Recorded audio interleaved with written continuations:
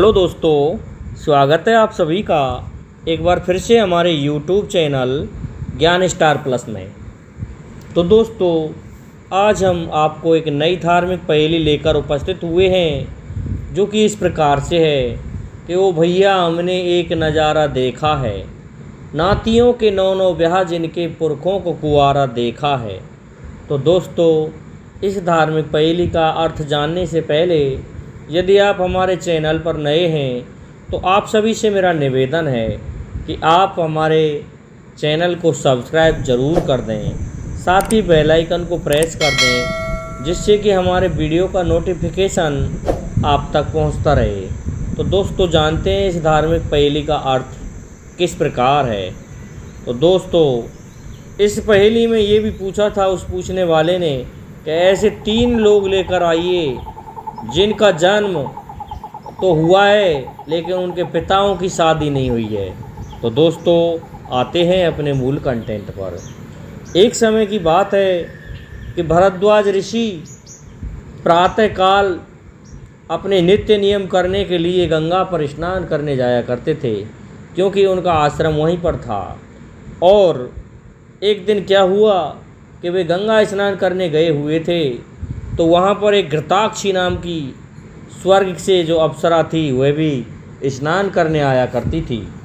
तो उस घृताक्षी ने एक दिन अपने वस्त्रों को हटा करके गंगा में गोता लगाया, तो उसे स्नान करते हुए भरद्वाज ऋषि देख लेते हैं और उसे देख करके मोहित हो जाते हैं।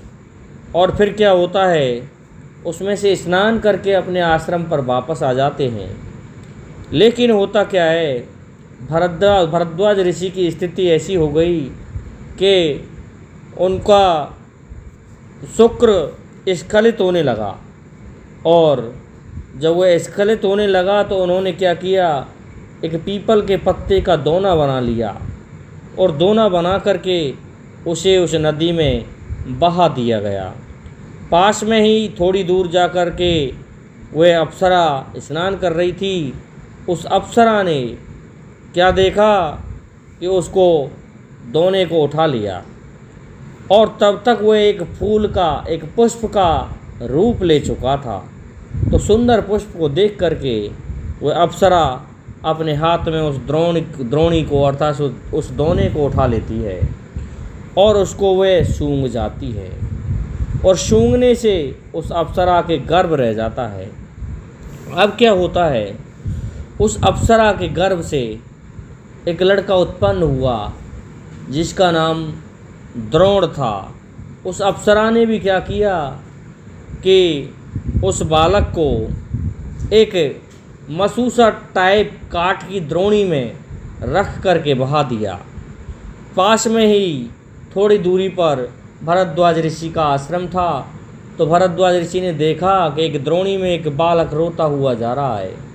तो उस द्रोणी को तैर करके और उस नदी में से भरद्वाज ऋषि खींच लाते हैं, तो देखते हैं कि उसमें एक सुंदर बालक है।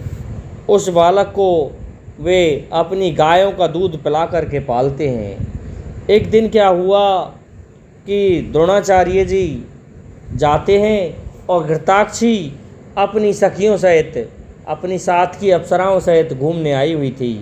तो उस सुंदर बालक को देख करके उन अप्सराओं से वह घृताक्षी कहती है कि इस बालक को देख करके न जाने क्यों मेरा वात्सल्य जाग उठ रहा है। तो इस पर वो अप्सराएं कहती है, क्या ये तुम्हारा पुत्र है? कि मैं कह नहीं सकती, मैंने भी एक पुत्र को जन्म दिया था, परंतु क्या करूं बहन, मैंने तो उसे लज्जावश एक द्रोणी में रख करके बहा दिया और पता नहीं वह मर गया है या जीवित है। इस तरह से वह अपनी सखियों को बता रही थी। हुआ क्या, वह बालक धीरे धीरे उनके पास पहुंच जाता है, और चूँकि बालक अच्छा था तो जैसे ही वो अपनी माँ के पास पहुंचा घृताक्षी के, तो कहते हैं उसके कुचों से एक दूध की धार निकली, जो कि भरद्वाज ऋषि के पुत्र द्रोणाचार्य के मुंह में जा कर के लगी, और उसके कुछ से जो दूध बह रहा था वह उसके मुंह में जाके पड़ा। इस पर वह समझ गई कि मेरा जो ये दूध बह रहा है ये निश्चित ही मेरा वही पुत्र है जो मैंने द्रोणी में रख कर बहाया था। तो वह इस प्रकार की घटना को देख कर के कहती है कि तू तो मेरा ही पुत्र है, बता तू कहाँ रहता है। तो इस पर द्रोणाचार्य कहने लगा कि यदि तू मेरी माँ है तो फिर तूने मुझे छोड़ क्यों दिया, कि बेटे लोक लाज बस मैंने तुझे छोड़ दिया, परंतु तू ये बता कहाँ रहता है। तो फिर द्रोण बताते हैं कि मैं इस नदी पर ही पास में ही मेरे पिता भरद्वाज ऋषि रहते हैं, मैं उनका पुत्र हूँ और उनके आश्रम पर रहता हूँ। तो ये देख कर के क्या करते हैं, अप्सराओं के साथ में घृताक्षी भरद्वाज ऋषि के आश्रम पर जाती हैं और जा कर के कहती हैं कि ऋषि ये लड़का मेरा है, या तो तू ही मुझे इसे दे दे, नहीं तो तू तैयार हो जा, मैं राजा से तेरी शिकायत करूँगी। तो क्या होता है, राजा की शिकायत के कारण भरद्वाज ऋषि मान जाते हैं कि तुम इसकी माँ कैसे हो, कि इस तरह से मैंने तो इसे एक दोने में से एक फूल को उठाया था और मैं गर्भवती हो गई थी, इस प्रकार से इसका जन्म हुआ है और मैंने इसे एक द्रोणी में रख कर बहा दिया था और ये तब से मुझे इसका पता नहीं है। तो द्रोण समझ गए कि ये मेरा ही शुक्र था जिसने एक पुष्प का रूप ले लिया था और इसने उसे सूंघ लिया था और इसने उसे द्रोणी में बहाया था, तो मैंने ही द्रोणी पकड़ी थी, तो ये मेरा और इसका ही पुत्र है।